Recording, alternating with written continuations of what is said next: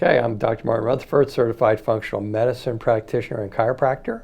Dr. Randall Gates, board-certified chiropractic neurologist, also a chiropractor. And we're going to do one on polycystic ovarian syndrome, PCOS, and depression today. Much to my surprise, Dr. Gates just informed me we've never done one on that, which is amazing because we've done a lot of talk on PCOS and we see it a lot. It's a pretty common clinical picture that comes in here.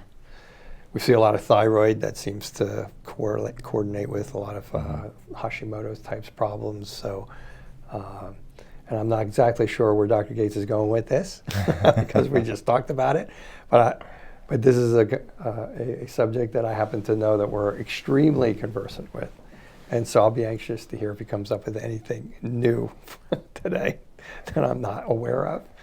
And if not, I may or may not chime in. We'll see. So PCOS and depression.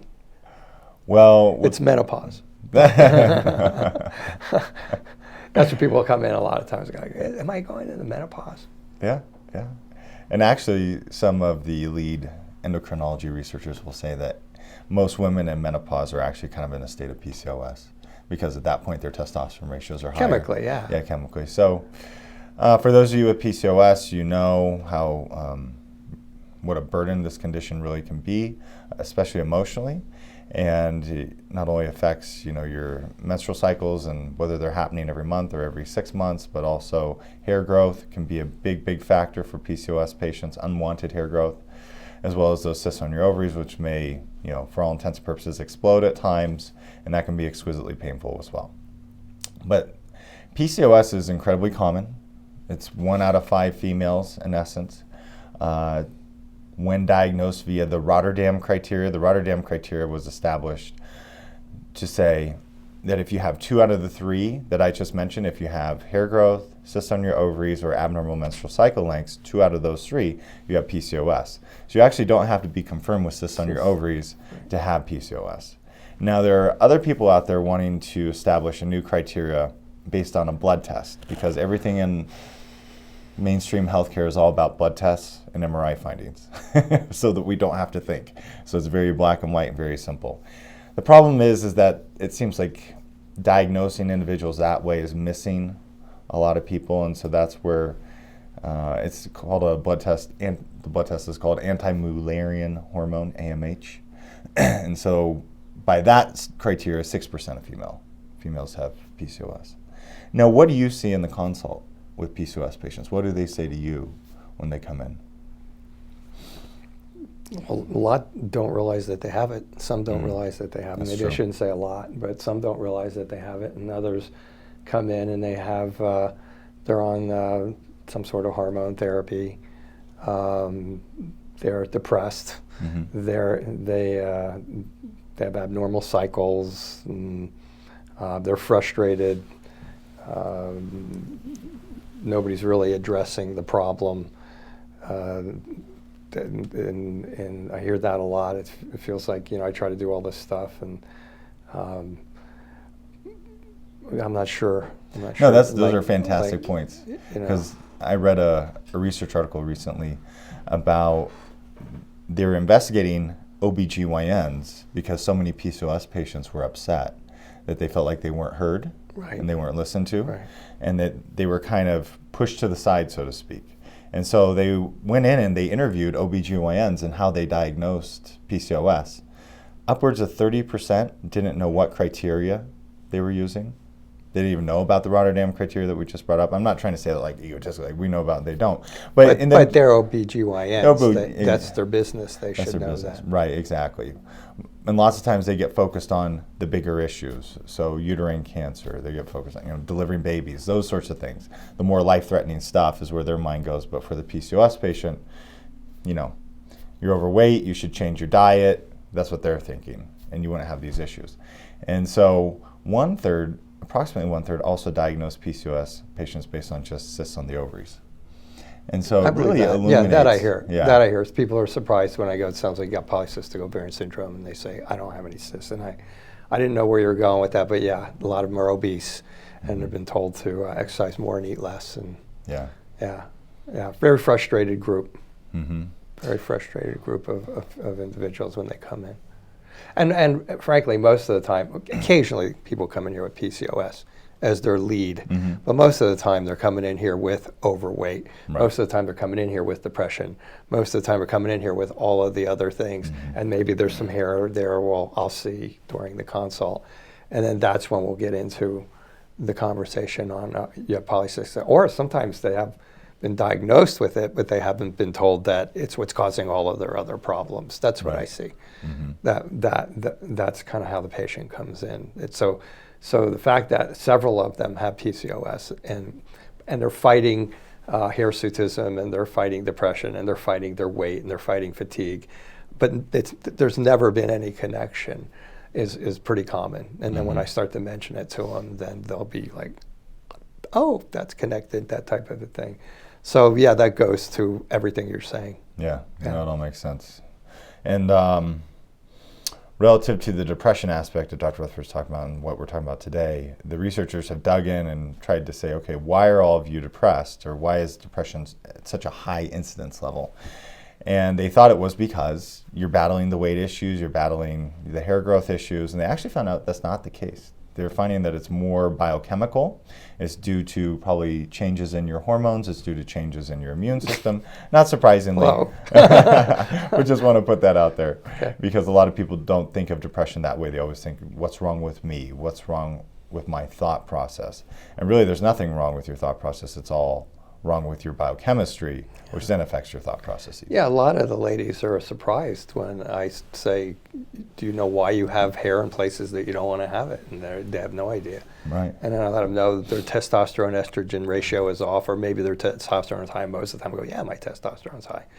And I'll say, well, that's not good for if you're a woman. That's not good. And then that plays into your frontal lobe, right? Your frontal lobe is what causes you to get depression when it's not functioning as well as it should be. And then they're also finding that the adrenal glands, we've talked about the adrenal glands before as it relates to PCOS, because most of you are told you're insulin resistant, so you need to take a drug like metformin. You need to take birth control, because birth control is going to balance your hormones, and that's how you manage this condition. You need to do diet and exercise. We get comment after comment after comment from people around the world who say, I have PCOS and I can't lose weight no matter what diet I'm on. And a lot of that traces back to insulin resistance. You can go back and watch our broadcast on insulin resistance and the gut. Really, the information hasn't changed since we did that. And that's a major reason why so many of you cannot lose weight, because you have bad bacteria that have a stronghold in your intestines that are creating inflammation and insulin resistance. But they are finding that with stress responses can provoke PCOS. And so that's something to be highly attentive to, because we see a lot of PCOS patients who are in that chronic state of fight or flight, chronic state of stress, or they go through a massive stressor and their PCOS gets worse. And that's because as your brain fires down to your adrenal glands, it seems that there's a proclivity for the adrenal glands of PCOS patients to make too much testosterone, because you also make testosterone from your adrenal glands, not just from your ovaries, basically, or estrogen converting. So that's kind of the data on that. Yeah, I think we see more people who have it as a stress response than pretty much anything else. Yeah, we see that as a major component. Yeah, I mean, we see the gut all the time, but my impression is, in listening into the histories, is that the stress response seems to be like more prevalent than the natural imbalance just taking place. And then I would put the gut second, but both of them are high as to what's causing it. And then you have insulin resistance, you have high testosterone. Hard to lose weight if you're almost impossible to lose weight, as a matter of fact. And then there's a major overlap with Hashimoto's, as we've talked about in I didn't know broadcasts. if you wanted to mention that. I think that'd be good. Because that adds to depression. That's the second layer of the PCOS 100%. thing. Yeah, because at least 43% of you have Hashimoto's. That's where your immune system attacks your thyroid. The immune cells of your thyroid go into your frontal lobes, reduce blood flow in the frontal lobes, highly associated with depression.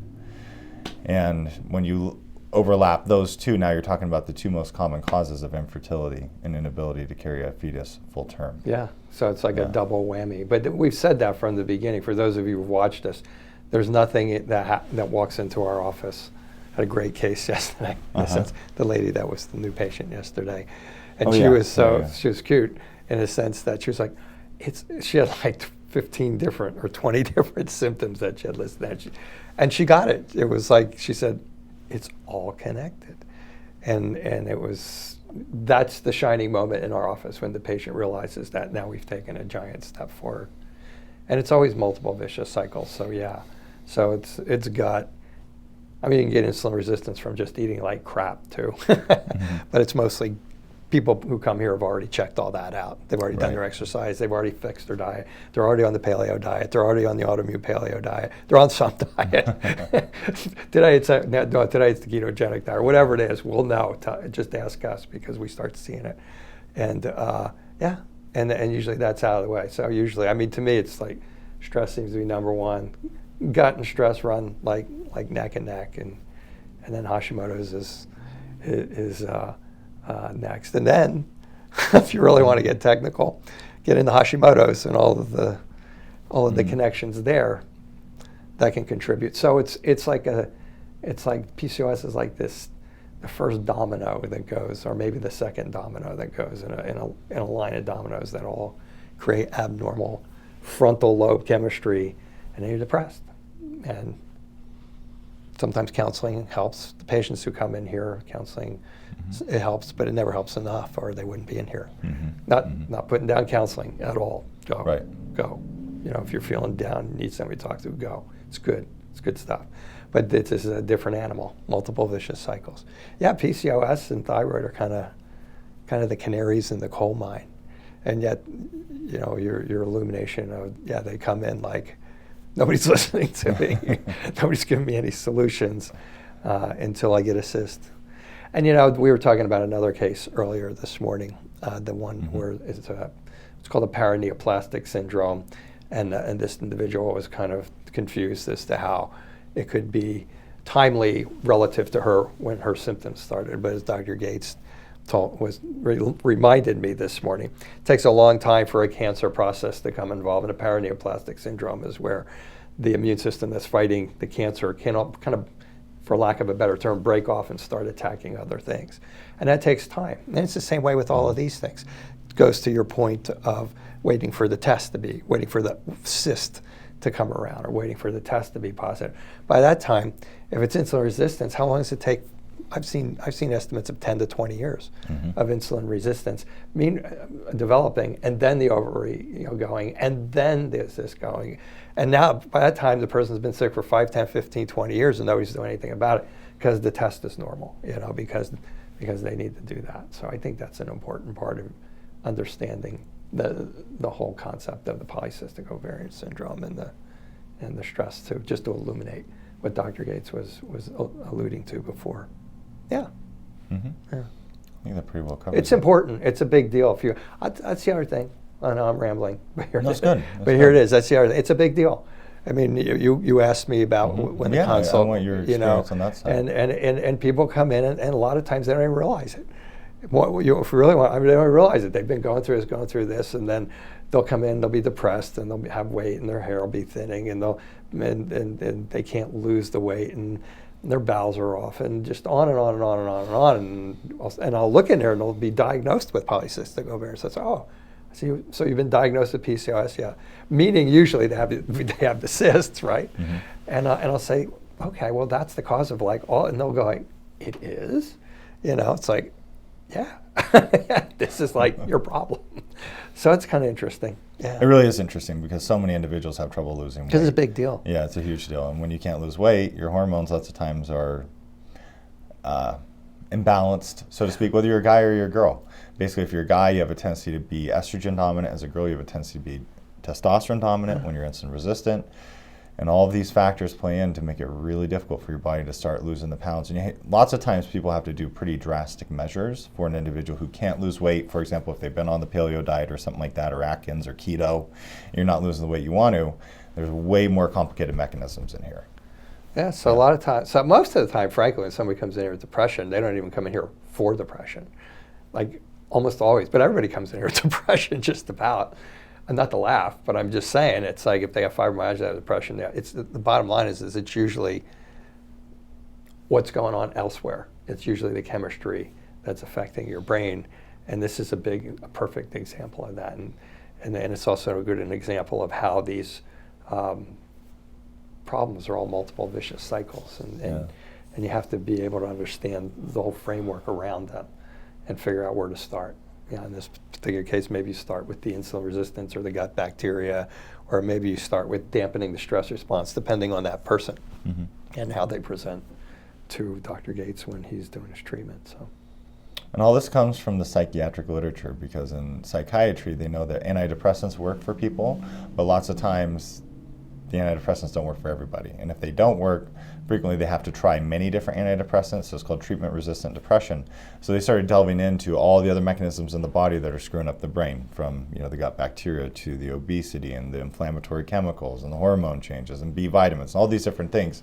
That's what's being discussed right now, because they know that the meds aren't a solution for everyone. So I think that's it. Yeah, I don't have anything else.